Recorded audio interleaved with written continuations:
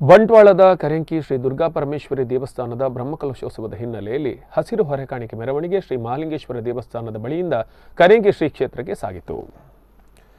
ಶ್ರೀ ಮಹಾಲಿಂಗೇಶ್ವರ ದೇವಸ್ಥಾನದ ಅರ್ಚಕರು ಮೆರವಣಿಗೆಗೆ ಚಾಲನೆ ನೀಡಿದರು. ಕೇರಳದ ಚೆಂಡೆ ವಾಹನ, ಕಲಶ ಹಿಡಿದ ಮಹಿಳೆಯರು, ವಿವಿಧ ಭಜನಾ ತಂಡಗಳು ಮೆರವಣಿಗೆಯಲ್ಲಿ ಪಾಲ್ಗೊಂಡಿದ್ದವು. ಸುಮಾರು 60ಕ್ಕೂ ಅಧಿಕ ವಾಹನಗಳ ಮೂಲಕ ಹೊರೆಕಾಣಿಕೆಯನ್ನು ಸಾಗಿಸಲಾಯಿತು. ಭಕ್ತರು ನೀಡಿದ ಸಿಹಿಹಳ, ತೆಂಗಿನಕಾಯಿ, ಅಕ್ಕಿ, ಹಿಂಗಾರ, ಬಾಳೆಗೊನೆ, ಅಡಿಕೆ ಮುಂತಾದ ಸುವಸ್ತುಗಳನ್ನು ಸಮರ್ಪಿಸಲಾಯಿತು. ಮೆರವಣಿಗೆಯಲ್ಲಿ ಹೊರೆಕಾಣಿಕೆ ಸಮಿತಿಯ ಸಂಚಾಲಕ ರಾಮದಾಸ್ ಬಂಟ್ವಾಳ, ಬ್ರಹ್ಮಕಲಶೋತ್ಸವ ಸಮಿತಿ ಅಧ್ಯಕ್ಷ ಧರ್ನಪ್ಪ ಪೂಜಾರಿ ರಾಮನಗರ ಸೇರಿದಂತೆ ಅನೇಕರು ಪಾಲ್ಗೊಂಡಿದ್ದರು.